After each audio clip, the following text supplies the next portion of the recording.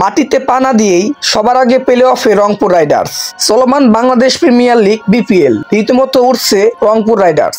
আসরে এখনো পর্যন্ত ৮ ম্যাচ খেলে অপরাজিত নুরুল হাসান সোহানের দল এমন জয়পথে চড়ে সবার আগে প্লে অফের দৌড়ে গিয়েছে রাইডার্সরা। আসরে এখন পর্যন্ত ৮টি ম্যাচ খেলেছে রংপুর, সেখানে সব কয়টি ম্যাচেই শেষ হাসি হেসেছে রংপুর রাইডার্স।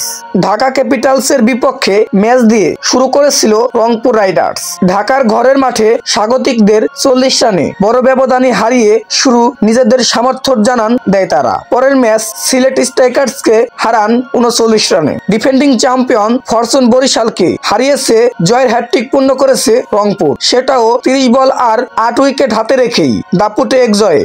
এরপর ফিরতি ম্যাচে যথাক্রমে সিলেট, ঢাকা ও বরিশালকে হারায় রংপুর রাইডার্স। খুলনা টাইগার্সের সঙ্গে প্রথম দেখায় বেশ জমজমাট লড়াইয়ে হয়েছিল রংপুরের, তবে শেষ হাসিটা রংপুরের মুখেই ছিল।